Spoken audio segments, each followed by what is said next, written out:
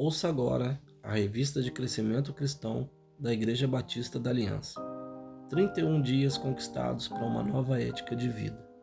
Hoje, a nossa leitura bíblica do plano de leitura da igreja é Jó 15. Leia e registre sua devocional, seguindo a sugestão de modelo de nossa revista. 25º dia. E agora, como viveremos? Não vivam mais como gentios, levados por pensamentos vazios e inúteis. Deixem que o Espírito renove seus pensamentos e atitudes e revistam-se de sua nova natureza, criada para ser verdadeiramente justa e santa como Deus. Efésios 4, 17, 23 e 24. Agora já não sou eu que vivo, mas Cristo vive em mim. Certamente você conhece essas palavras ditas pelo apóstolo Paulo. Ao fazer tal declaração, Paulo sabia exatamente como devia viver. Em sua carta aos Efésios, ele chama a atenção dos cristãos para um viver digno. Em seguida, ele apresenta dois estilos de vida, uma vida que se vive para si mesmo e outra que se vive para Deus.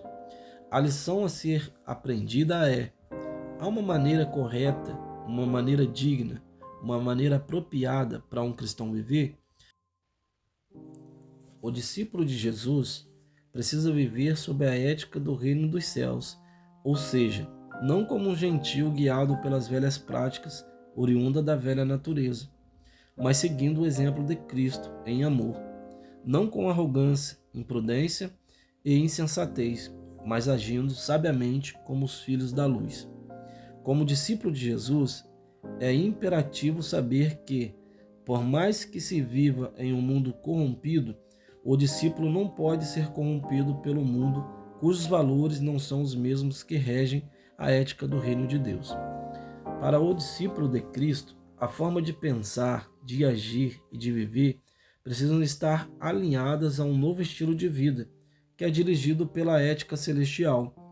O discípulo precisa perscrutar seu coração e verificar se a ética do reino de Deus tem permeado o seu pensamento, pois a forma como se vive aponta para o seu interior e para o seu destino final. Se o pensamento do discípulo não fluir das Escrituras, certamente ele viverá uma ilusão mortal, já que a forma de pensar da velha natureza gera uma falsa realidade.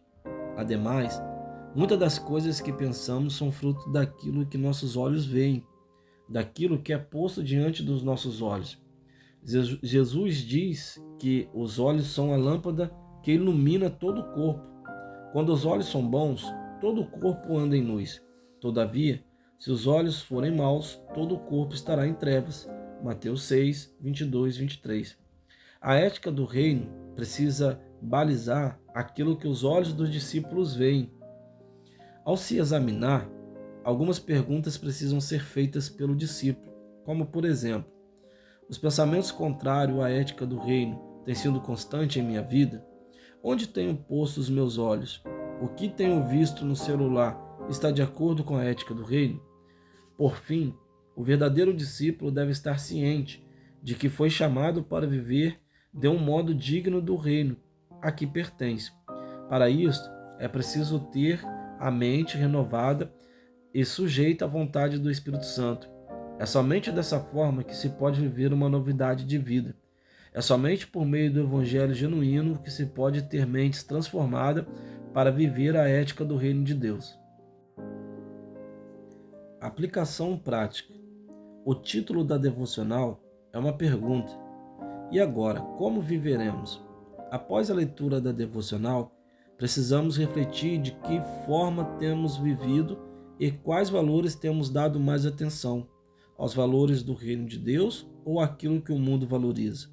Os meus pensamentos estão alinhados com aquilo que agrada ao coração do Pai ou ao meu coração?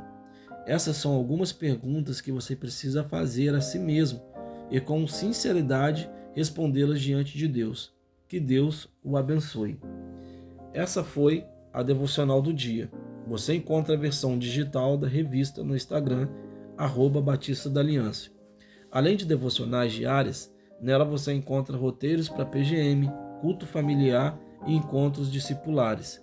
Não esqueça de compartilhar este episódio. Até a próxima!